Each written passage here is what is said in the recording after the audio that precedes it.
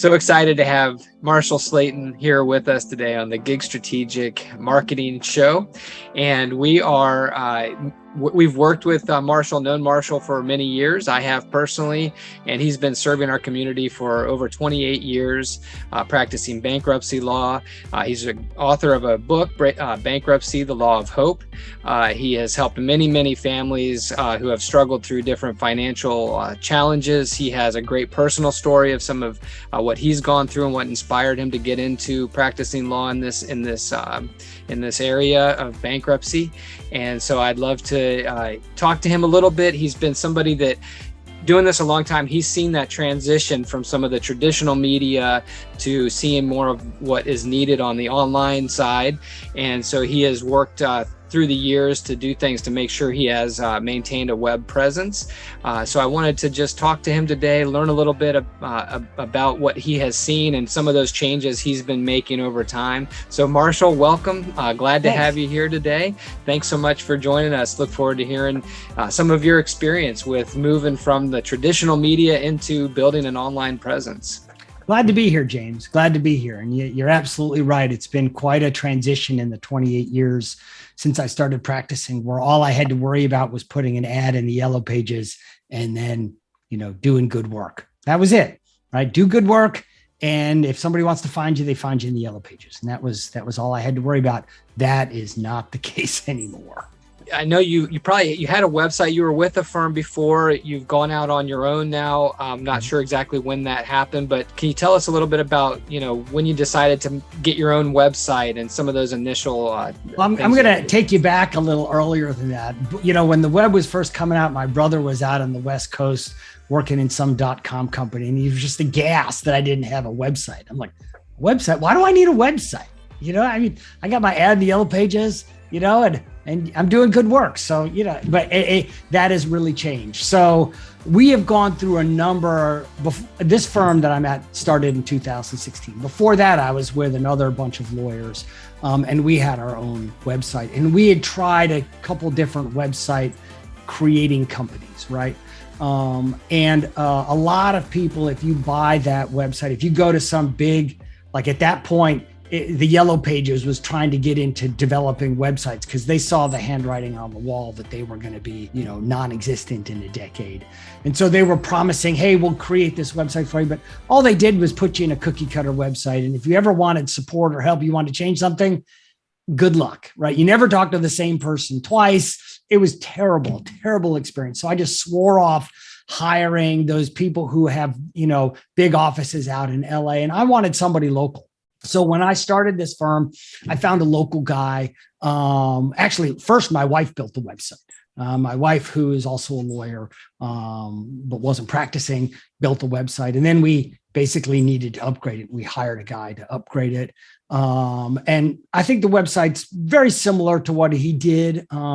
But one thing is to have a website. The most important thing, though, is to have people find it.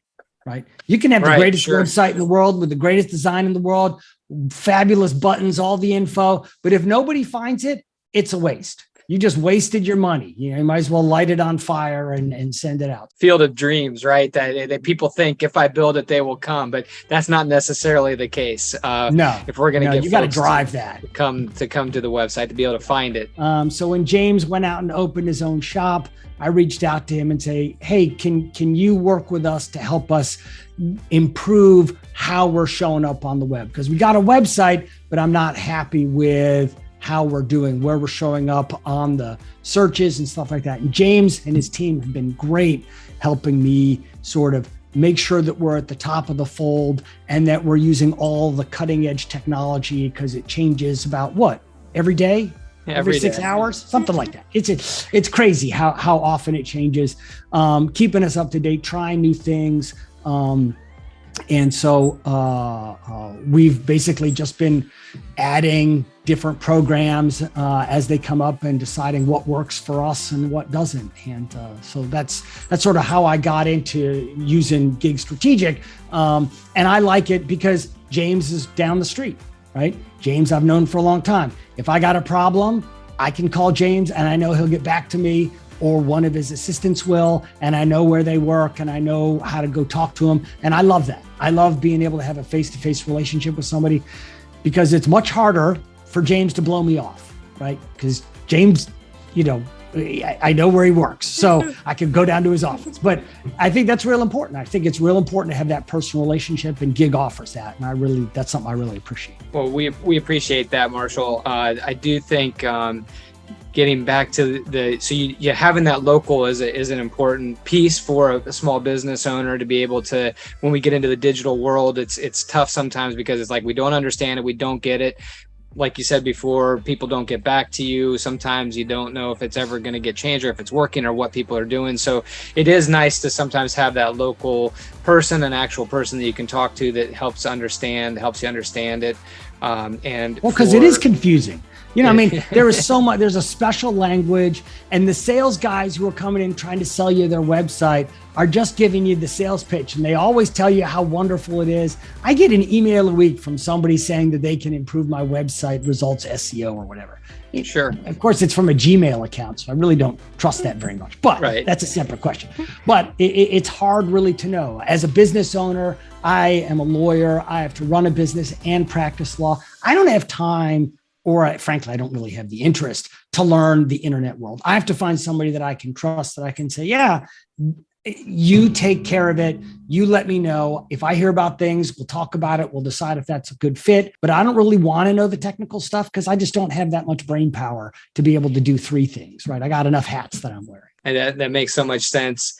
I know that you also have, and we haven't done a video yet on YouTube for this, but we do have our strategy that we've developed at Gig Strategic, and I know you appreciate that. But it's something where I will say, and I think part of it's because of the vertical that you're in, bankruptcy law, you are more into attribution than a lot of our clients, which is fine. It can take a lot of time and energy and be a little more pricey to be able to track the leads the way you do. And you use some other partners, and you do a lot of things of time and energy that you're putting into learning the digital landscape. You're part of some network, lawyer digital marketing groups that you get information from them.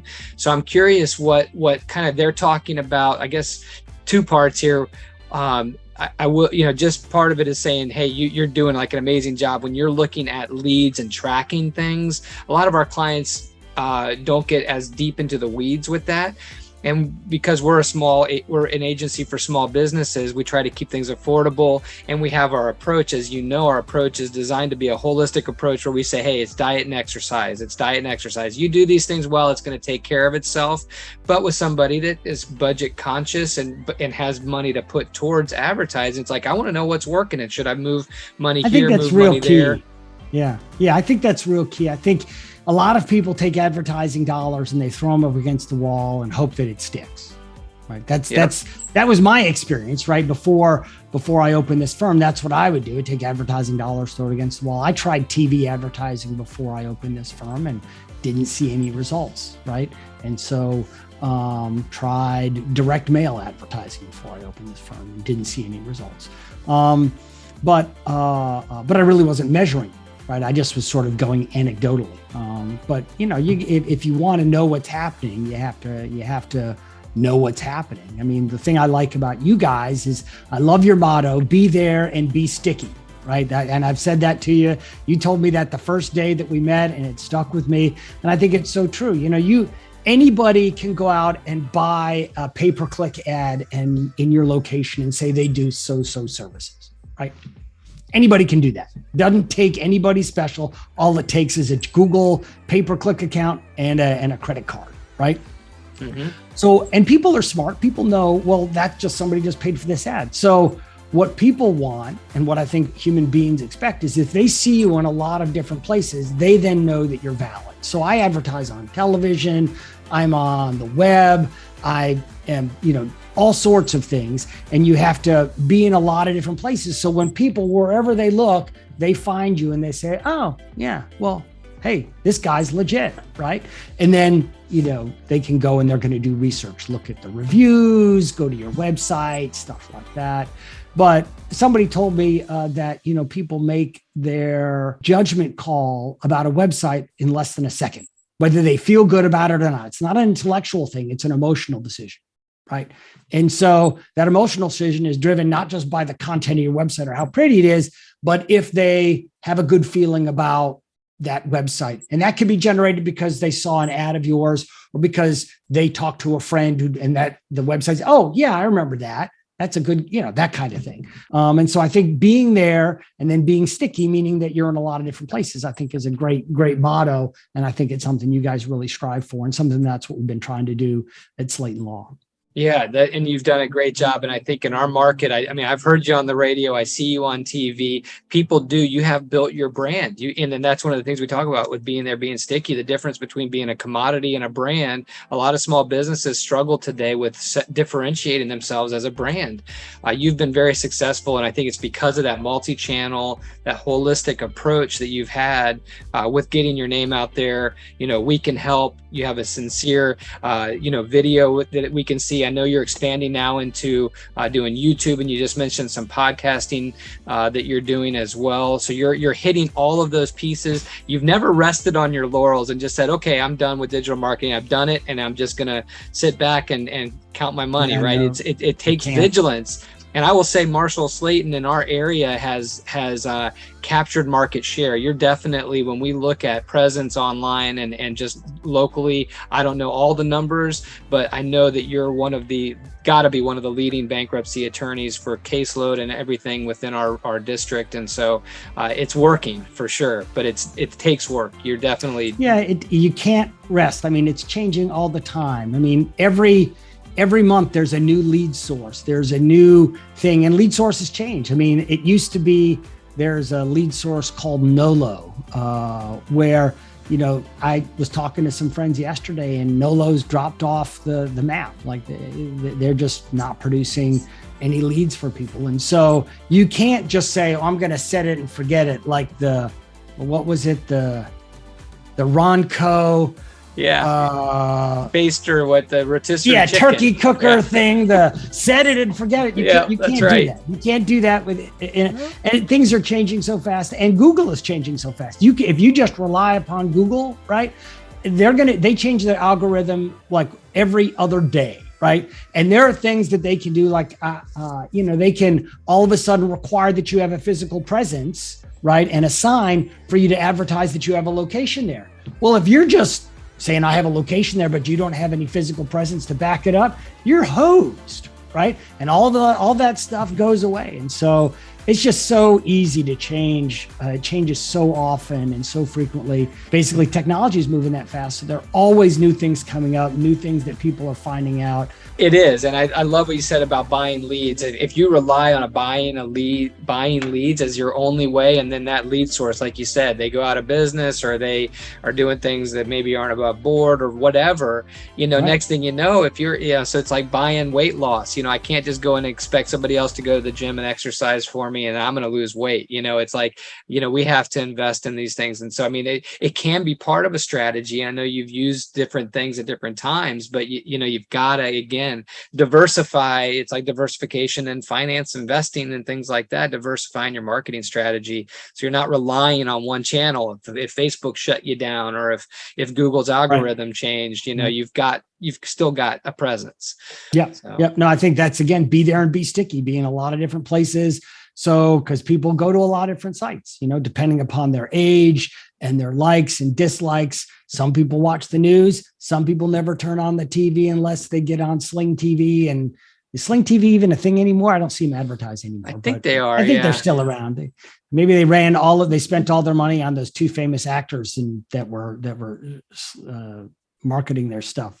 I don't know who they were, but anyway, I know they were famous. Well, this is great. Do you have anything within your that you want to share that you've discussed in some of your mastermind groups? I mean, you invest in mentorship, you invest in constantly learning and growing. Is there anything you want to share as something like a new thing you've been doing that you've seen as that's been successful for you? Not really, except that I'm told that I'm being dragged kicking and screaming into TikTok, but I haven't got there yet. But that's the next big thing. And frankly, I don't have a TikTok account. I don't have, all those things. I don't use social media, but you can't just say, well, I don't use it, so I'm not going to be part of it. You gotta, your customers might be using that, right? Your customers are going to be there, right? Customers are using that sort of thing, and you need to be where your customers are. No, I just think, it's important if you're going to do marketing, you find partners that you like, that will work with you, that will go over and above. And I'm just going to tell one story about James, that something happened. I can't remember what it was. I don't know if it was a website glitch or something. And I emailed him, or maybe I texted him. I don't know, but I got in touch with him over the weekend, and he got back to me, within probably 2 hours, on his time. And they've been able to say, hey, yeah, we can get that fixed, or that's a problem, or, hey, don't worry about that. That is, that's a red herring. But the responsiveness has been great, and their willingness to try new stuff, right? That's one thing I love about gig. I'll come in, I say, hey, what do you know about this? And James will go, well, I don't know. I never really heard of that, but I'll do some research and I'll figure it out. And we figure it out. And then we go down that road and see how it works, right? And so it's having that personal relationship. And the only thing I would say is that if you're going to go with gig, right? Anybody out there, if you're thinking about hiring them, I love it. We have a meeting every month where I follow up with them, and we sit down every month. Even if there's not much to talk about, it's just nice to see them, right? And we talk about things, brainstorm, half an hour, run over the numbers. So every month I get to see him. We stay in touch. So I think that's sort of my key, that if you're gonna, no matter whether you hire gig or any vendor, right? If you're gonna hire whoever you're gonna hire to do your web and your SEO and all of your internet stuff, right? Meet with them on a regular basis, whether it be a week or a month or every 2 weeks, because you got to inspect what you expect. If you don't inspect what they're doing for you, they're not going to do anything, right? Because they don't have to. But they meet with me every month, so they know that every month I'm looking at the numbers. But you should do that with everybody, no matter who you hire, whether gig or not.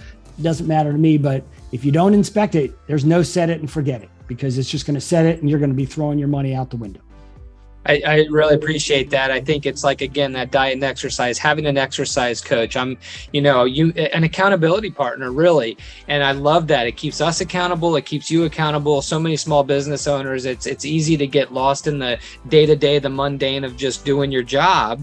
And so it's like, you want to not have to think about that. And it makes you have to think about it at least once a month. We're working on it throughout the month, but it's, again, a way to stay accountable. And so accountability is huge. And I think even just for that piece of having a digital marketing agency, whether Gig Strategic or whoever you choose to work with, somebody that's keeping you accountable as a business owner to make sure you're at least looking at it, at least looking at your social, your website, your listings and reviews, something. It's very helpful, because it's maybe something you don't want to be doing, but you need to every once in a while. So small business owners, any entrepreneur is overwhelmed and has way more work than they can do. Right. And they're trying to figure out, well, what is the most important thing that I can do today? Mostly you're putting out fires, right? It's just, that's the way it is. James, you're a small business owner. I'm a small business owner. You're trying to deal with the things that need to get done that day. But if you don't take care of the long-term things, it's not going to get done. So that monthly accountability meeting, I think, is great. Plus, we have a good time. It's, it's not like, oh, I have to meet James. Yep. Well, Slayton, SlaytonLawPLC.com is the website, and we'll have that in the show notes as well.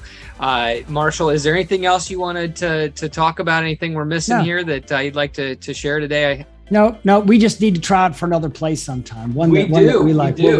We'll find one, and we'll ruin the cast that way. We'll bring the level of quality of the cast down a couple notches, but we'll have fun, and that's what it's all about.